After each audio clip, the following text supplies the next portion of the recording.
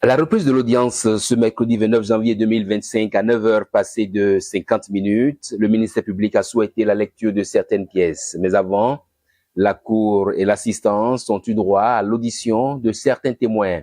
Le premier, Venance Kokoye, directeur financier du groupe des sociétés appartenant à Roch Nyeri, il déclare à la Cour être co-signataire de l'un des comptes de GTP, Groupe Technique Plus. Il affirme être en vacances hors du territoire courant la période visée par le ministère public. Évoquant le mode de fonctionnement de l'entreprise, il parle d'un mode atypique avec des chèques qu'il est appelé à signer à blanc sans pour autant en connaître la destination.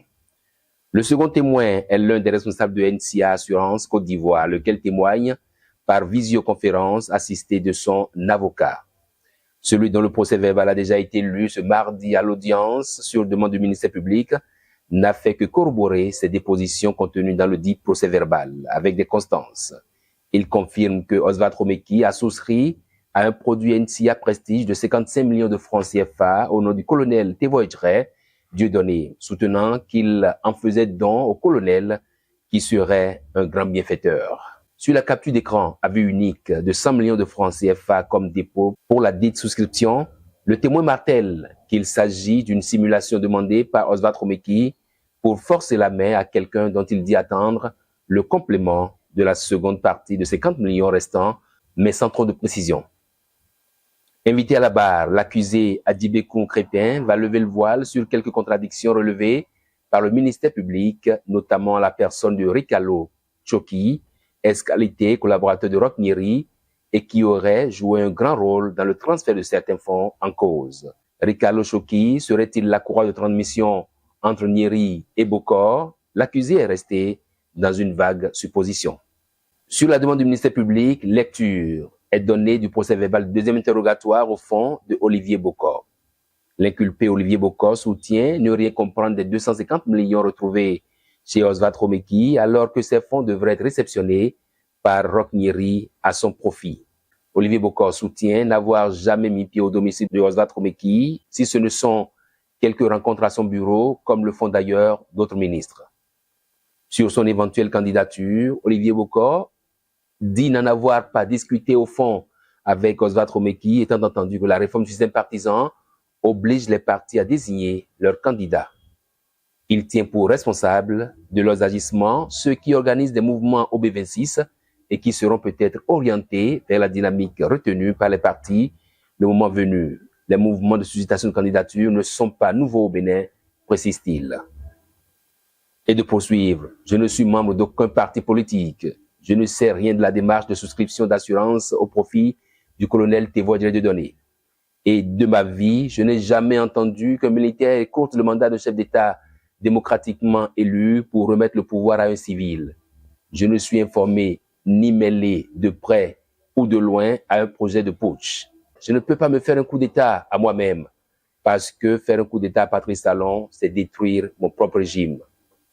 Alors que j'étais hors du territoire, j'ai dû écourter mon séjour pour revenir au Bercail ce 23 septembre.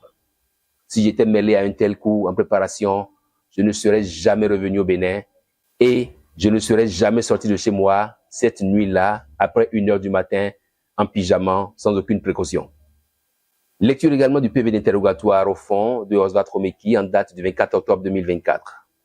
L'inculpé déclare avoir reçu à son domicile un émissaire de Roch Nyeri, porteur d'une somme qui serait destinée à étendre la dynamique Olivier Bokor. Il disait solliciter l'aide du colonel pour l'assister dans le convoyage des sous dans un quartier de Cotonou, mais avait-il besoin de le faire à bord d'un véhicule à plaque falsifiée? C'est interrogé la commission. La réponse semble postuler que le véhicule acquis était destiné en cadeau à un ami de Oswald Romeki et qu'il envisageait procéder à une réimmatriculation. Et là encore, la procédure n'est pas respectée si on s'en tient aux dépositions de l'expert ayant témoigné à la barre ce mardi, lesquelles déclarations sont consignées au dossier. Venons-en maintenant aux demandes de la partie civile, en l'espèce l'État béninois, représenté par Maître Maxime Kakwa-Soba. D'abord, la saisie des numéraires en cause dans ce dossier. Ensuite, Olivier Bokor, Roch Nyeri et Oswald Romeki devront payer solidairement à l'État béninois la somme de 77 milliards de francs CFA en réparation du préjudice subi avec saisie de tous leurs biens matériels connus ou non. Crépin Adibékou et Corneille Baguidi devront payer 10 millions de francs CFA à titre de dommages-intérêts à l'État béninois et Ganiou Sanoussi le franc symbolique. Relativement au chef d'accusation, complot contre l'autorité de l'État, corruption d'agents publics et faux certificats, l'avocat de la partie civile pointe des constances au dossier allant jusqu'à établir l'infraction blanchiment de capitaux. Oswald Romeki, engagé politiquement pour Olivier Bokor, donc acteur politique prêt à tout pour atteindre cet objectif. Il a pris sur lui de corrompre le commandant de la garde républicaine, un peu comme cela s'est passé dans la sous-région avec des coups bien réussis. Or, n'ayant pas cette surface financière, il a dû recourir à Olivier Bokor et Roch Nyeri pour ce faire. Ici, la partie civile rappelle les propos de Oswald Romeki au sujet du coup de fil de Olivier Bokor pour que les chefs de corps se rangent.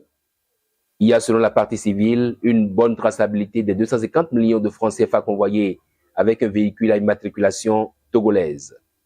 Et Maître Kakpo de se demander par quelle alchimie une somme d'argent destinée à Nyeri, Roch, pour le compte de Olivier Bokor, se retrouve chez Oswald Romeki.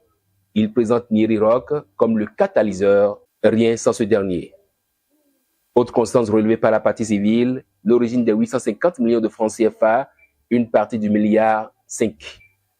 Selon elle, il n'y a aucun doute que Adibékou et Baguidi soient associés à ce coup. Sur le cas spécifique de Ganiou Sanoussi, il n'a fait qu'exécuter les consignes de son patron en connaissant bien le dessein.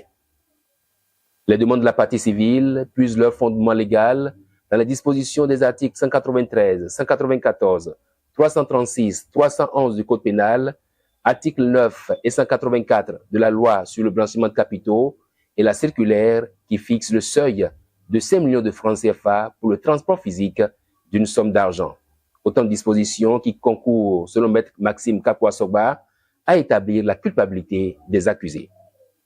La plaidoirie de la partie civile achevée alors que l'assistance attendait le réquisitoire du ministère public, ce dernier sollicite une suspension de l'audience.